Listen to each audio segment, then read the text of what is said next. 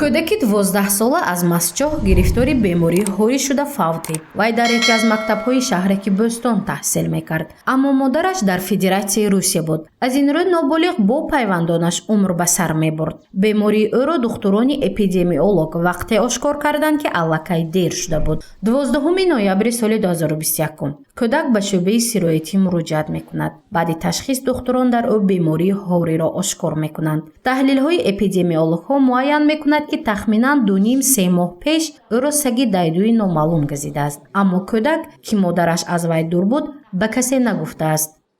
ва ин одама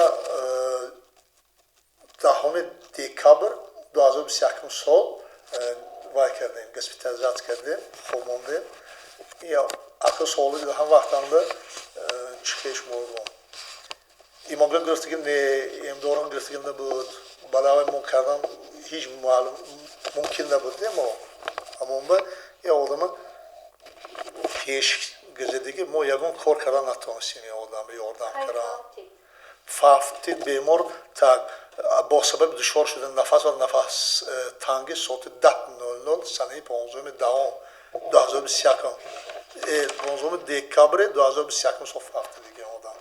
мо барои ки дар вақте ки мо ба хабарнома биёд ва ё аз тарафи госпитали гӯем хоб монда, мо ба хабарнома мо зуд рафта ҳама ҷоиш тафтиш карда дида биромдем, ки уҷа одаме вақте ки тафтиш маълум шуд бо бағайр аз ин одам ду каси боз вай газидагӣ будааст. Вай одам мо ҳозир вай бигирифтагӣ зери назорати диспансери гирифтагӣ ҳастем. хай ҳозираш наз мо ва ё гузарондем, ваксинатсия ҳамаш гузарондем, ҳамаш пурра гирифтагӣ ҳозир.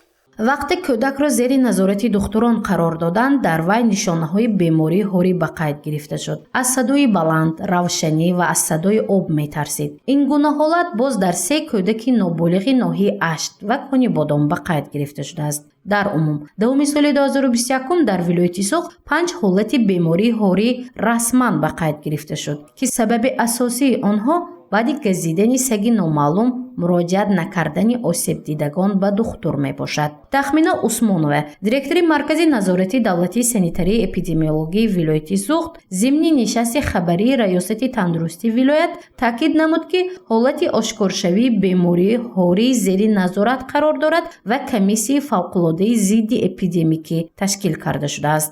ҳодисаи ҳорӣ дар ноҳияи Ашт, дар шаҳри Кони Бодом ва дар ноҳияи Масчоҳ ба қайд гирифта шуд ва ба ҳамин вобаста санаи 2 феврали соли 2022 бо сардории муовини раиси вилоят, ки бевосита сарпарасти соҳа мебошанд, Зайнура Азизимӣ, комиссияи фавқулодаи зидди эпидемикӣ ташкил карда шуда, дар он тамоми мақомотҳои дахлдор, ки вобаста аз Кумитаи бехатарии озодхаворӣ, хоҷагии манзилии коммуналӣ, маркази ташаккули тарзи ҳаёти солим, роҳбарони муассисаҳои сохтори КАЦ ва госпиталӣ, ки бевосита бо баланд бардоштани сатҳи маърифатнокии аҳолӣ оид ба осеббардорӣ вобастагӣ дорад, қарорҳои дахлдор қабул карда шуда, корбарӣ дар ин самт идома дорад. ва сабаби асосии пайдо шудани бемории хавфнок ва марговари хорӣ ин осеби сокинон аз захми дандони ҳайвонҳо, махсусан сагҳои номаълум ва дайду мебошад. аз рӯи таҳлилҳои мутахассисони маркази назорати давлатии санитарии эпидемиологии вилояти Суғд дар соли 2021 захмдоршавии сокинон аз газидани ҳайвонҳо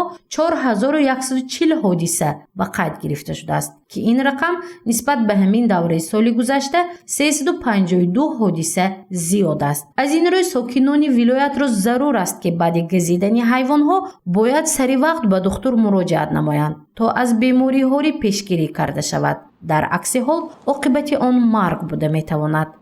агарчи дар ноҳияи Масчоҳ кӯдаки 10 сола баъди газидани саг ба бемории ҳорӣ гирифтор шуда фавтид, дар ноҳияи Ҷабборрасулов хушбахтона бемории ҳорӣ ба қайд гирифта нашуд, вале аз захми дандони сагҳо беш аз 400 нафар сокинони ин минтақа осеб диданд, ки дар қиёс нисбат ба соли 2020 беш аз 40 ҳолат зиёд аст. мутахассисон барои пешгирӣ намудани бемории ҳорӣ нисбати ҳар сокине ки аз захми дандони саг осеб дидааст, корбариро оғоз кардаанд.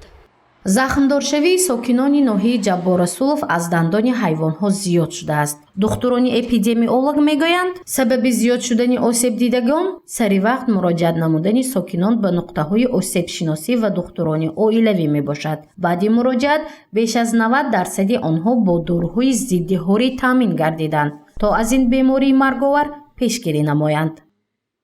ҷабборрасулов соли 2021 426 ҳолат аз газидани ҳайвонот ба қайд гирифта шудааст. нисбат ба соли 2020 46 ҳолат зиёд мебошад. аз 426 ҳолат 209 нафар кӯдакони то 17 сола ба қайд гирифта шудааст. асосан дар минтақаи шаҳраки меҳробод ва ҷамоати деҳоти ғолакандоз бисёр шуданд. бо мақсади пешгирии бемории ҳорӣ ва газидани ҳайвонҳо дар ноҳияи ҷабборрасулов 315 саг безарар карда шуд. ин рақам дар ноҳияи масчоҳ бошад 330 ададро ташкил медиҳад. дар умум дар вилояти Суғ 4149 саг нобуд ва безарар карда шуд ки бештари он бесоҳиб, дайду ва ҳам бемор буд. мақсади қир намудани ин ҳайвонҳо пеш аз ҳама пешгирии бемориҳои эпизодӣ мебошад. гузориши Мафтунашкура Насибҷон Абуев барои барномаи иттилоотии Хабар.